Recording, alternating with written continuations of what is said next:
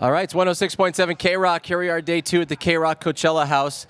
And I think one of the coolest things about Coachella, and I've been to every single one of them but one, is when it's music discovery and it's bands that you're like, wait a minute, this band's here. This is awesome. And Volbeat played last night, and Michael and Rob are here from the band. But the thing is, your worldwide following is crazy. And then you're here at Coachella, and people are like, wait a minute, these guys are here. This is awesome. How was the show last night? It was interesting. In what sort of way? It's very frustrating. Try to start a Johnny Cash song, and then you hear techno in the background. Oh, in the background. Yeah. Because the tents are so close together. And Rob, you have not been with the band since day one, but you've admired them, and I know you from Anthrax. Yep. And now you're 100% with these guys, correct? Correct. Can you tell me the story how that went down? Not the leaving of the other band, but the joining of this band.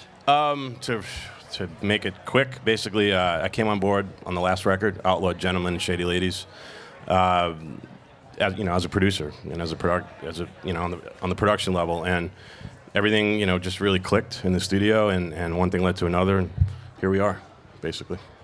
And Michael, you're just about 6 records in with your band, and the popularity is growing and growing. And if I was at a band, I would want it like that. I mean, you're big in Denmark, and it's spread all around there.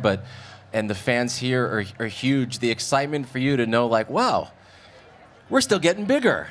Is it what you thought it would be when you started this particular band? No, not at all, because it's never been about that. It's the passion for playing music, and have the brotherhood in the band, being able to tour, and it started as a hobby. Now, it's our work, but when we have so many followers, and that's something you cannot take for granted. We take good care of our fans, so seeing it grow, and the people's been there from the beginning is something that we truly appreciate. But you cannot take that for granted. Just a few nights ago, you were 3.8 miles away from my house at the Roxy. So if anyone puts that in their GPS, 3.8 miles, right to my house. Obviously, I don't need to tell you what a historic place. Have you played there before, and what was that show like in the intimate venue there? I played there before. Of course, right. It was cool. I mean, it was a great first show of this little run that we're doing right now. It was something really exciting for the fans, and it was really good for us because we've been home for a while. We had to make our new album, and just got out of the studio and all that stuff. So, it feels really good to be back on the stage again. Michael, did you feel the presence of Lemmy from next door bleeding in? Sure. You've met him. You've played with him over the years. Is there any story or lesson or anything that that you could share with us, like a brief one? I have a lot of great stories meeting Lemmy. I can tell you the first time I met him was somewhere in Europe at a festival.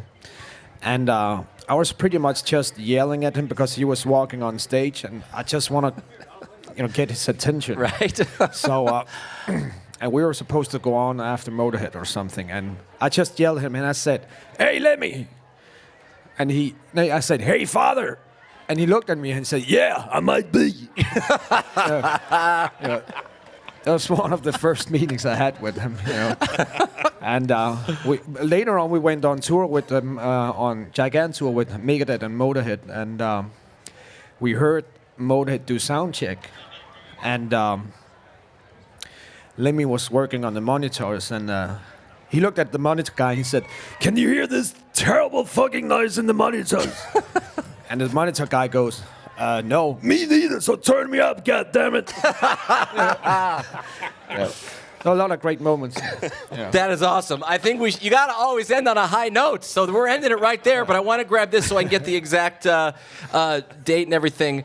Seal the deal and let's boogie. By the way, the billboard on the 10, right? Did I see the billboard when I was driving here? We just saw it just now. It's a little bit small, but it's okay. No, it's small. If I had a dime for every time I heard that. All right. Volbeat, everybody, they are here. We appreciate them, and they've got, if you don't know of them, they will tear your face off, and they are good. And you know what, I said I would end it, but I got a couple Twitter people that were like, I can't believe they're going to be there. The influence of Elvis, is this a true thing or not a true thing for you personally? Oh, yeah. I grew up with listening to that music every day. My parents was constantly listening to. In Denmark? Yeah, in Denmark. Right. They were listening to Elvis Presley and Johnny Cash and Fats Domino and Little Richard, Jerry Lewis. All those legendary performers. So, so that's been a huge inspiration for me when I start writing. Yeah. Yeah. June 3rd, the album is out. They've been Grammy nominated. They're here at the KROQ Coachella House. They're Volbeat, and I'm Stryker. And thank you guys so much. We really appreciate it. Thanks for having us. You got it.